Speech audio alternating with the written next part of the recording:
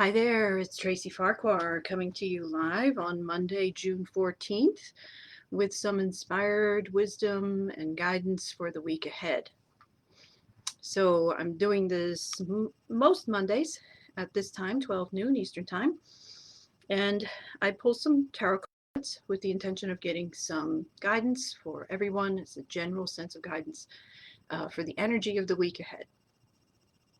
So I've already pulled some cards, so I'm going to go through each one, and I'll let you know what I get here. The first three represent past, present, and future. The fourth card is what I call an action card, which sums up the meaning of the first three and gives you a sense of action to take going forward into the week. So let's start with the first card here in the past position. In my deck, it's called the Pope. It looks like that. In most decks, it's called the Hierophant. And it's come up reversed, upside down. So this is in the past position, and it's a very, very spiritual card and a very authoritative card. So with the card being upside down, the way I read a reversed card is that it's more about what's going on internally. So it's pointing inward rather than outward. So to me, this is a card that's asking you to consider your own spiritual wisdom, what you have learned about yourself and your life and your sense of yourself as a spirit being through all of the challenges and all of the crises and chaos that we've been through in this recent past, and individually in your own life. You know, we're each having our own personal experience of everything that's going on globally. So to me, this card is saying it's all spiritual. You know, this the sense sometimes within us is that our everyday lives, our material lives, are separate from our spiritual lives.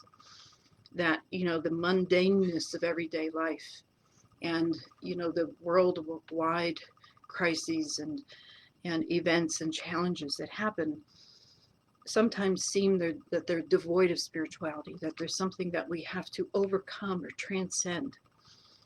But to me, this card is saying that all of that is part of the spiritual experience. It's all giving us an opportunity to grow spiritually, to know ourselves spiritually, to understand how, you know, how the world works and how what we need in the world to help us through these challenges. Our spiritual nature is pure love, compassion, sense of community. And, you know, in every challenge, all of those things come into play as a source of comfort and wisdom and moving forward. So to me, it's asking you, you know, what have you learned about yourself in this time, whether that's your own personal experience in some of the challenges that you've had in your own life, or your experiences as they're connected to the challenges of the collective that we've all been experiencing for the last year and a half. One of the things that I feel that the pandemic has offered us, and this is in no way negating the suffering and the, you know, the crisis and the real challenge of this time, but to me, there's always something to be offered to us, as well as, you know, having to deal with the emotional impact. To me, it has been offering us a time of introspection.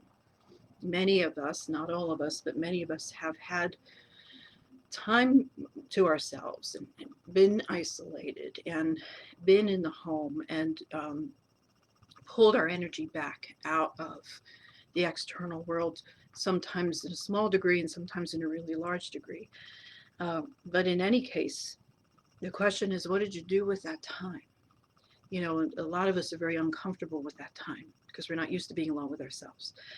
But that can offer us so much in the way of looking at our lives, looking at ourselves, getting to know ourselves better, and really assessing where we are and what we really want. And I can tell you in my own experience as a psychic medium doing readings for people, there are so many people coming to me right now who are at a crossroads, you know, who are have a greater understanding that where they are isn't necessarily where they want to be, that they have other dreams and desires. But we get so caught up in the day to day, running on the hamster wheel, that we never take the pause, to really consider, is this really what I want? Is this in my highest good? Is this job, this relationship, this home, this way of life really benefiting me? So to me, that's the spiritual wisdom. You know, am I expressing my spirit to the highest degree that it can be expressed in this lifetime? And many people are discovering that they're not. And that doesn't mean you have to have some amazing job and a perfect relationship and everything has to be great. It just means, is this offering me growth? Is it offering me expression? Is it feeling like it's resonating with my intentions for my life? And if the answer is no, now you can start to make some decisions about that. So if you have a job that's not really fulfilling, you can choose a lot of different things. It doesn't mean you have to quit the job. It could mean that you need something else that's more fulfilling, some kind of other pursuit, class, workshop, hobby, community, social group, something like that. So the Pope is saying, when you look at the past, the recent past, don't just look at it with an eye toward how bad it was. We do want to acknowledge that. But we also want to say, what did I learn from this? What did I gain from this? What has this shown me? And what can I do with that? How can I use all of that now to start to move forward? Because we are being nudged into moving forward now. And that direction is totally up to you. So the second card, this card has come up so many times in the last couple of weeks. It's really funny how that happens. But it's the Three of Cups. So Cups is the suit of the heart. It is the suit of emotions, feelings, intuition, compassion, care, love. And this on my deck is represented by the three graces. So there's a very feminine feel to this card. The heart energy is feminine energy. Again, it has nothing to do with gender. Men have it too. But it's a sense of that divine feminine, which I feel is very much involved in the shift that we're going through now. The understanding that we need to honor that more in our world, in our personal expression, no matter what gender we are. And this card in particular has a sense of community in it. So it's really appropriate to the present time as some things are starting to open up in some places. I know some of you might be in places where it's not quite there yet, but I think it's encouraging us to find the community and the tribe and the people who really lift us up and who support us and who can help move our energy forward. We have been really dragged down into some heavy energy in the past few years, not just through the pandemic, but through a lot of other things that have been happening. And our focus on that can tend to make our energy feel heavy and can tend to make us make us feel unsupported and kind of lost. And a lot of us have been feeling that. Excuse me. But this cups card is encouraging you to find the connection that lifts up your heart, that allows you to express your heart, whether that's a circle of friends, some kind of community group, again, something that you join, a new hobby, a new class, a new workshop, and a new supportive community that feels good to you, that really lifts you up, and that you are discerning about where you place your energy and attention and who you spend time with. Excuse me. So again, I feel that that's very appropriate for where we are now. And on the heels of that first card, both of these cards together give me a sense of discernment. One of the things that we can gain from this experience of introspection is a sense of discernment, which means I'm really making choices based on what I feel is in my highest good. And that's a really powerful thing to do because it indicates a sense of self-care, self-love, and self-awareness. And so when you make a discerning decision, you're really checking in with yourself and you're trusting yourself to know what's best for you. Instead of being talked into something, being talked out of something, feeling obligated, focusing all those shoulds, that go whirling around in your head. This is a heart-centered decision, which is why it's cups. So the third card here in the future is the Seven of Pentacles, which looks like this. Not a real happy looking card. Pentacles can tend to represent our material lives. It can represent money or work. But it can just really have a sense of how we're living our lives as human beings on this earth, so it's kind of that material sense of life. So it's really interesting that we started with a really spiritual card, and then the future card is a more earth-based material card. The word on that card is failure. It's not predicting failure for all of you, even though it's coming up in the future. But to me, it's saying, consider how you define that word, failure. Because again, if you look back on your life and you see things that didn't work out and decisions that maybe you wish you hadn't made, and choices that really didn't align with what you felt was in your highest good, people and jobs and things that you aligned with that didn't turn out right. If you start labeling all those things as failures, that can create a fear of failing again. It can prevent you from wanting to take a risk or take a chance or step outside your comfort zone, because you could have a little fear that, I'm just going to screw this up again. Don't let the way that you define that word create a fear. Failure really is an illusion, because again, as we said with the first card, the Pope card, we can choose how to view the things that have happened in the past. And that's how we really change the past. If we're just focusing on what went wrong and how we screwed up and what we should have done, we're going to carry this heavy energy that I'm a failure and I'm not good at this life, But if we look at it and say, well, I screwed that up. I made a dumb decision, that didn't turn out the way I had hoped. But that taught me something. It showed me what doesn't work. It showed me what I don't want.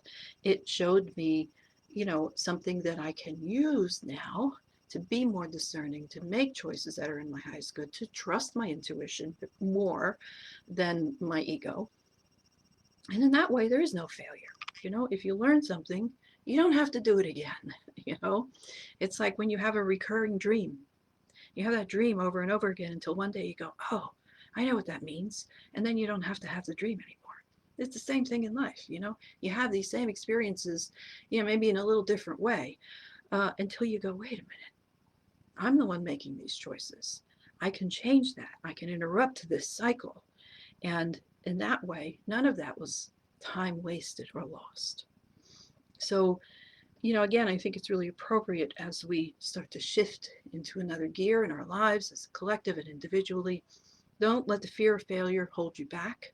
Be willing to take a chance to try something new, to change, to welcome change, to really let your heart and intuition guide you. When you set that intention for something, it's like keying into the GPS. And if you make a wrong turn and something doesn't turn out right, what happens when you do that in the car, right? It recalculates, it puts you back on track. And that's what will happen in life. So you don't have to worry about turning left when you should be turning right. Because maybe there's something when you turned left that was even better than when you turned right. So, this is a little nudge from the universe to start, seeing the potential in change. Because we can't go back to the way things were. We never can. But that is exciting, because that means there's something even better to come. But only if we're willing to embrace that idea and take a chance and embrace change. So the action card is the Four of Wands, which looks like that. A very interesting contrast here, because the last card was the failure card, and look at this one. This is the success card. So to me, this is exactly what I was just saying. Everything that I was just saying kind of embodied in this card. The Four of Wands, wands being the suit of manifestation, creation, being a creative individual. To me, this is as a summation of everything we talked about, is saying anything can be turned into a success. Any experience can be seen and viewed and perceived as a means of success, even the things that don't work out, even the so-called failures. And so I think individually it's important that we look at our lives that way, and as a collective as well, you know. So we've had, we always have a lot of things go wrong in the world in general, in politics, in government, in the environment, and we need to know about those things so that we can advocate for change.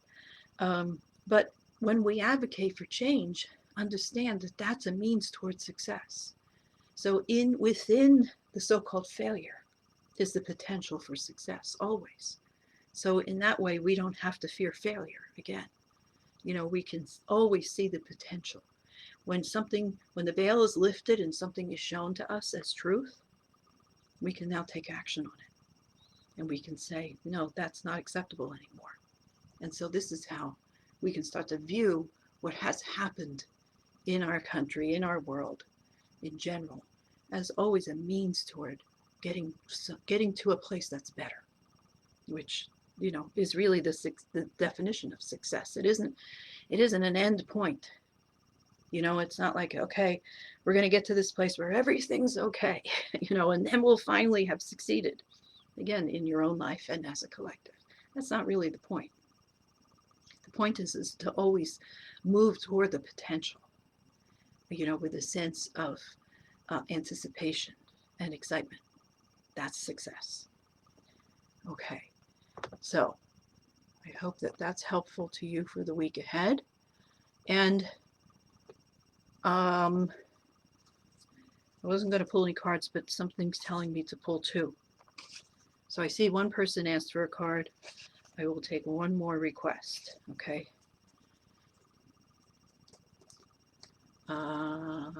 Maribel asked for a card, so I will pull a card for you.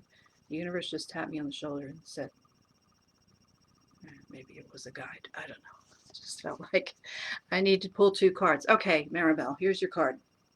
It's the Queen of Wands. Queen of Wands, when I just talked about the suit of Wands as being the card of manifestation, creation. It's a reminder that we are creators. And this is a really, really powerful card. The Queen, again, very powerful divine feminine energy in this card.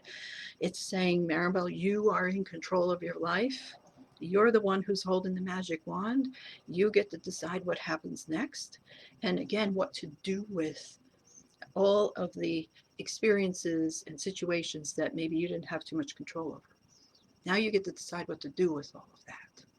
And it's saying, don't forget, that this is up to you. Your choices and your decisions are up to you, not anybody else, not even your ego mind. It's your heart. I'm really asking you to listen to what you're feeling drawn to. And be willing, again, to embrace change and embrace the sense that you get to create something new if you're not satisfied and happy and feeling fulfilled with where you are. The big snake on the card is a really big reminder of releasing the past. So when we want to manifest something new, we have to clear out whatever's holding us back. So if there are some anchors, some things that are holding you in the past, whether they're fears or just a focus on the past or trying to figure out why something happened, whatever it is, this snake is a representation of how we have to shed the skin that holds us back. So the snake has to shed its skin in order to grow. And so do we. And that skin is accumulated past. Doesn't mean we forget it. It just means we want to release our grip on it because it's restrictive. So, again, we are powerful manifestors, but sometimes we hold ourselves back with a focus on what has been. We want to open up to what is. The metaphor I use for that is, if your closet's full and you want some new clothes, you got to get rid of the old stuff, right? Otherwise, you don't have room for the new stuff. So it's time to do that for you, Maribel. All right, Allison Heather Domboski has asked for a card. So it's just going to be these two for today. Other days I'll pull some more, but not today. Okay, Allison, your card is the Eight of Wands. Looks like that. And it actually is a very, very similar message to what I was just saying. Even though it's a totally different card, it's still Wands. So the Wands, again, reminding you that you're the manifester, you're the creator. And the fall aspect of this card, the word on the card is fall, again, is that sense of release. Release what's holding you back, release what's tying you to, old beliefs or old ways of thinking, or even, old relationships, or, things that you feel like you have to hold on to. We humans resist letting go of things. It's just part of our nature. Sometimes it's material stuff, and sometimes it's thinking, and sometimes it's jobs and relationships and everything else. We tend to hold on with this death grip, you know. I personally believe it has to do with the fear of death, that makes us not want to release anything because it feels like death. It feels like we're letting something die. But the cycle is that the new energy always wants to come in. We are in a cyclical universe which is constantly revolving and changing. We resist that change. We're kind of getting out of alignment with it. And that means we need to, shed some of the stuff that's getting in our way. So for you, Allison, I feel it's asking you to notice what might be getting in your way of moving forward, of taking flight, because we have that Pegasus on this card. Release the weight. It's like dropping the sandbags on a balloon, hot air balloon, so that you can soar, you know. All right. Well, I hope that was helpful. Thanks for joining me today, and I will see you next Monday. Have a great week. Bye.